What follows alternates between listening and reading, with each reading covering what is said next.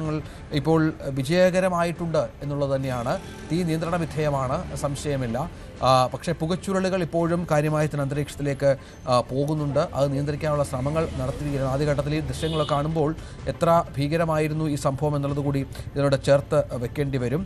അതുതന്നെ ആദ്യം ഒന്ന് രോഗികളെയും ബന്ധുക്കളെയും ഒക്കെ ഒന്ന് വല്ലാതെ ആശങ്കപ്പെടുത്തിയ ഒരു സംഭവം കൂടിയാണ്. പക്ഷേ ഇപ്പോൾ അതിലൊക്കെ ഒരു ആശ്വാസകരമായ ഒരു സാഹചര്യം ഉയർന്നു വന്നിട്ടുണ്ട് എന്നുള്ളത് തന്നെയാണ്.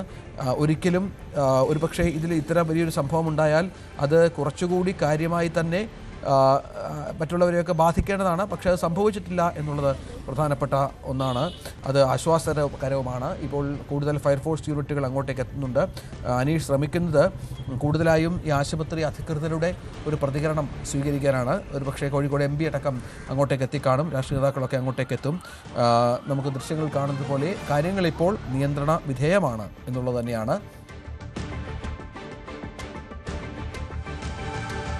അഗ്നിരക്ഷാ സേനയുടെ സാന്നിധ്യം അവിടെയുണ്ട്. അനീഷ്, ആശുപത്രി അധികാരികൾ ഇക്കാര്യത്തിൽ എന്തെങ്കിലും വിശദീകരണം നൽകുന്നുണ്ടോ? രഞ്ജിത്ത്, നമ്മൾ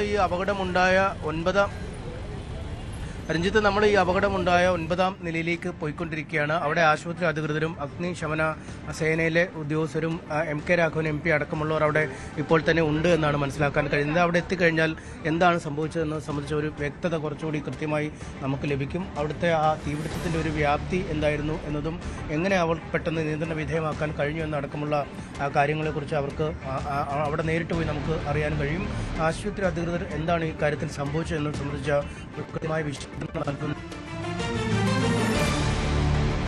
9ാമത്തെ നിലയിലാണ് ഈ സംഭവം ഉണ്ടായത്, ഈ തീപിടുത്തം ദുരന്തമുണ്ടായത്.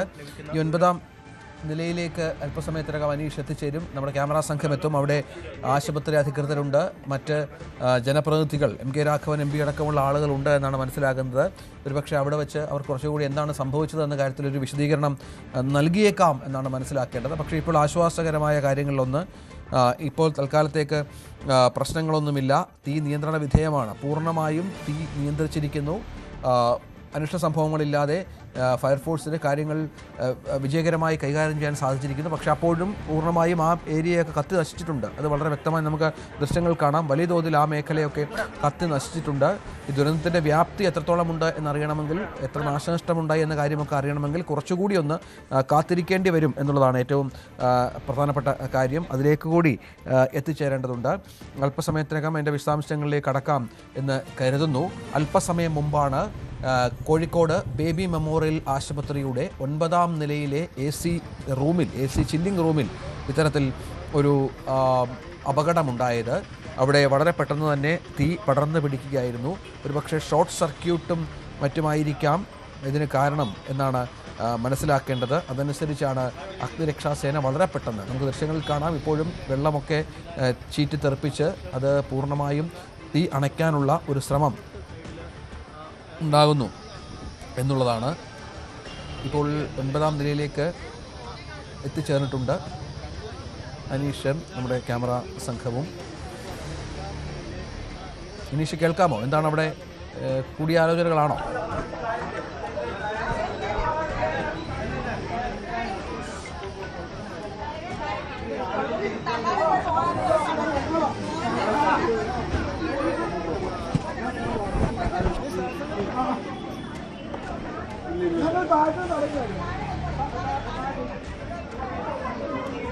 ആളുകളെ ഏതാണ്ട് പൂർണ്ണമായും ഒഴിപ്പിക്കാൻ സാധിച്ചു.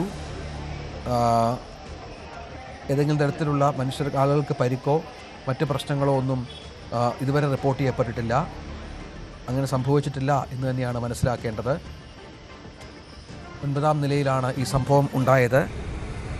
വളരെ കൃത്യമായി തന്നെ ഫയർഫോഴ്സ് സമയോചിതമായി ഇടപെടുകയും തീ നിയന്ത്രണ വിധേയമാക്കുകയും ചെയ്തു എന്നുള്ളതാണ് ആശ്വാസകരമായ കാര്യം. അതുകൊണ്ട് തന്നെ വലിയൊരു ദുരന്തം ഒഴിവായി എന്നും പറയാം. ഒരുപക്ഷെ സമീപത്തുള്ള നിരവധി കെട്ടിടങ്ങളുണ്ട്.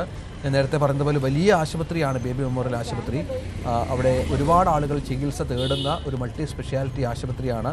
അവിടുത്തെ പുതിയ ബിൽഡിംഗാണ് ഇത്തരത്തിൽ തീ പിടിച്ചത് എന്നതും പ്രധാനമാണ്. ആ തീ ഒരുപക്ഷെ സമീപത്തുള്ള മറ്റ് ബിൽഡിങ്ങുകളിലേക്ക് പടരാനുള്ള സാഹചര്യമുണ്ടായിരുന്നു. അത് സംഭവിച്ചില്ല എന്നതാണ് ഏറ്റവും ആശ്വാസകരമായ കാര്യമായി ഇപ്പോൾ പറയാനുള്ളത്. അഗ്നിരക്ഷാസേനയുടെ സമയോചിതമായ ഇടപെടൽ ദുരന്തത്തിൻ്റെ വ്യാപ്തി അല്ലെങ്കിൽ കാര്യങ്ങൾ നിയന്ത്രണ വിധേയമാക്കി എന്നുള്ളത് തന്നെയാണ്. മറ്റ് പ്രശ്നങ്ങളൊന്നും ഇതുവരെ ഇതുമായി ബന്ധപ്പെട്ട് റിപ്പോർട്ട് ചെയ്യപ്പെട്ടിട്ടുമില്ല. അനീഷ്, കേൾക്കാമെന്ന് കരുതുന്നു ഏറ്റവും പുതിയ വിവരങ്ങൾ.